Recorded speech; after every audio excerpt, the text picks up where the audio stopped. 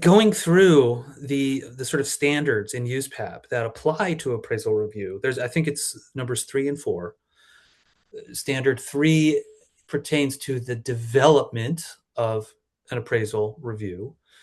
And really the parts that, and they kind of, they say there, if your appraisal review involves also developing your own opinion of that, reappraising the piece, then of course you're following all the other standards, the personal property appraisal standards, the relevant rules, ethics, competency, et cetera, as you would, you know. But then the piece that's unique to appraisal review and forming an opinion on that appraisal kind of hinges around. I mean, yes, I mean, you're trying to verify, it's kind of quality control. You're kind of trying to, determine if this is credible, reliable. But then the standard about developing your opinion, it kind of hinges around just explaining your reasons for disagreement, explaining your reasons. And that to me is like, that's the crux of it. Explaining when you counter something, it doesn't even what you see doesn't even necessarily have to be wrong, but you're kind of disagreeing. You're just offering. I mean, that to me, it's like so clearly you just offer your opinion on a better way to do it. Your opinion on a way to make it even more. Let's not forget that in the appraisal business, we're in the business of giving opinions. So my reasons for how your opinion could be even more convincing, more persuasive, and I guess I kind of take a more, in a way, it's kind of a more literary view, because I see these, these are performative documents that are doing something. They're giving an opinion, and each little discrete piece of it can kind of contribute to that. And it's one thing to disagree. It's one thing to say, read the appraiser's CV and then add, and decide for myself that, oh, I know this person, or, oh, I know what this person's experience did not include. It's a way of getting away from that sort of, ad hominem sort of individualized thing, and looking at the report itself as this sort of, I want to use the word generic, but in a true sense of the word, it's this. There's sort of a USPAP appraisal writing standards. They kind of help form these genre rules for what this document should be. Here's what this part should be accomplishing. And that's kind of the key. You know what I mean? And when you think about it that way, so for example, someone writes a draft of a book. They're going to have colleagues read it and offer suggestions to make it better. They're going to have an editor read it and offer suggestions to make it better. And that's all, kind of, I think, the way that appraisals should be thought of in micro, especially the initial learning process. Because we all know, I mean, obviously the ideal is to crank out the appraisals and just keep going to the next client, et cetera, which is great. But then I think, the foundation should be on sort of getting it right in this rigorous way. It's kind of like practicing music. If you're, a lot of times it's one thing to, I play guitar, and a lot of, guitar YouTube type of people will complain about, oh, there's people out there who are just shredders and are just doing things as fast as they can. But really, the people who really know their stuff, they can also do it very fluidly, very slow, and not get lost, and do it really flawlessly that way. So I mean, I guess it's kind of that's what I'm thinking about as the learning process. Even though that's not your music, that's not your appraisal product, that's the part of the practice piece where you have to come from initially. I love that metaphor. I love that. And I think there's a really important point that taps onto this, that most intended users of appraisal reports are not other appraisers. There are people who have no idea what we're talking about. They don't have knowledge. Absolutely. They don't have connoisseurship knowledge for, fine art and decorative arts and antiques. They have no idea what we're talking about. So it's incumbent on us to make that case and explain that clearly to a non-specialist in a way that they can follow our process and go, oh, I see how they got there. Absolutely. Yeah, I think that's one sort of, sadly, that's so one sort of recurring problem that I think came up a lot in just in my time, reviewing appraisals at the Appraisers Association, in both newer appraisers. I don't want to say young appraisers. It's not has nothing to do with age. It's whether new or seasoned appraisers. Um, there would be one sort of common recurring thing was people's tended to just once they would just kind of you could just tell that people seem to think that if they got the correct information in the right places, so much would be self-evident from that. Like I'm trying to give an opinion. Like, for example, you have your photograph of a subject work, like a painting by Picasso or whoever, and then you have your comparables, a couple other paintings from that same time period. People just not explaining the relationship between the subject work and the comparables, and just kind of you could tell that they thought just by virtue of including a mention of them that it's all very self-evident.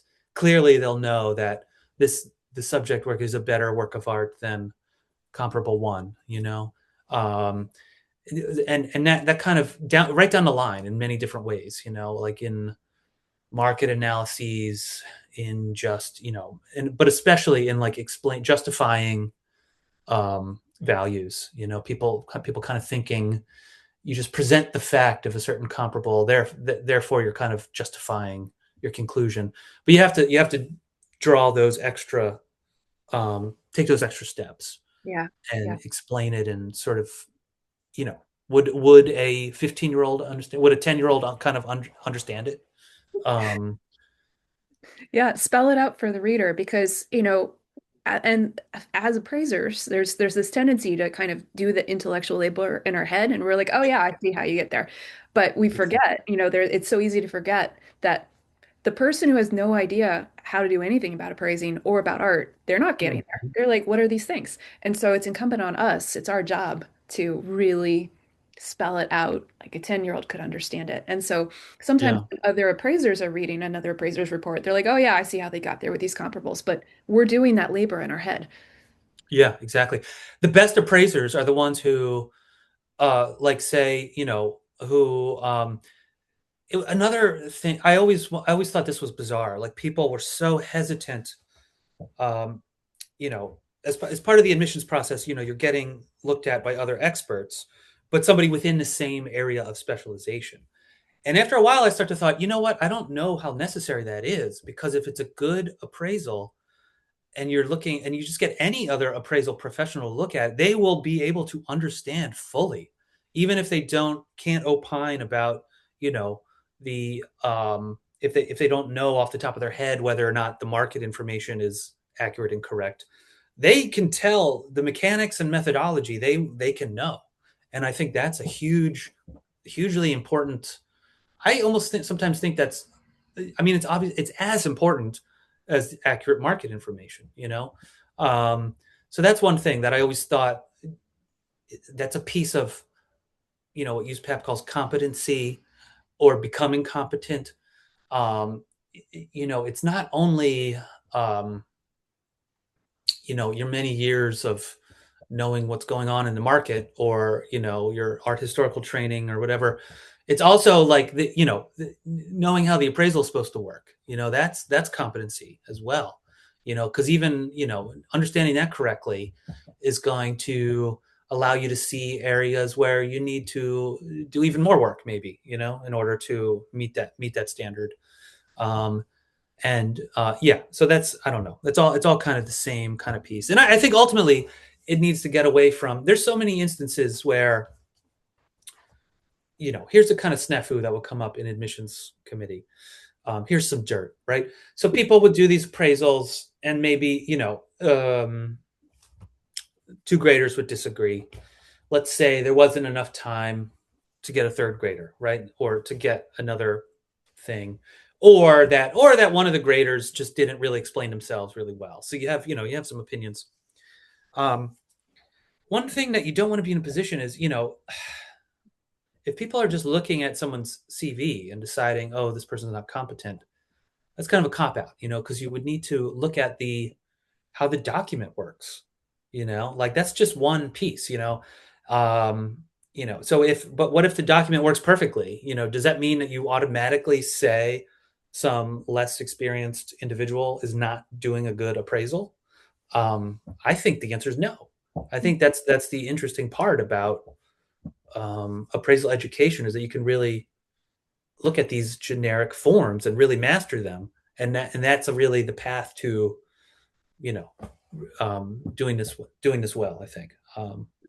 And and it also speaks to your philosophy about the appraisal review. It's a benefit to have that be on the front end of the training. Yes. A Yeah. vital part of the education because it's, if people are trying to learn how to be an appraiser, it's really unfair to say, oh, well, they're not experienced, so they must not know what they're doing. The whole Yeah. Yeah. And it's kind of a prompt, last ditch thing. Yeah. It kind of can get thrown in as this last ditch thing. It's like, well, whatever. They're not experienced enough, um, which is kind of sad. and, Um, yeah. they're like just a tiny number of us out in the world. Like it's important that we continue the education and the training because the services we provide are really, really important for a wide range of legal and financial services. Absolutely. And Absolutely. Yeah. I know when I was, grading things for you, I would, and I apologize for this, I'd send back like 8 pages single spaced, and I Oh was no, that's being good. No, really, that's highly preferable because and there's for every person that does that. There's graders who I swear to God, it would be like twisting their arm to get one complete sensible sentence out of them. really, oh wow, wow. Yeah, And I always felt really bad, and I tried really, really hard to be nice, but I thought if I don't educate whoever, this person about these things, that they how would they know? They don't know. Like the point is they're yeah, trying to know. If I don't tell them, they're not going to know, and then that's going to compound through their career because there's this culture of secrecy. So I always tried to be so yeah, granular and so extensive and like the kitchen sink, but communicated in a nice way. But it's like, but you're exactly right. Like the front end is really where I mean, appraisal review is fabulous at every stage of somebody's career. And it's just like a nice way to like take the car in for service. Like, do you need an oil change? Do you need your tires rotated on your reports? Like, just kind mhm, of professional, you know, achievement. But the front end is where it's really, really, really vital. And there's not nearly enough of that now, but now there yeah. is.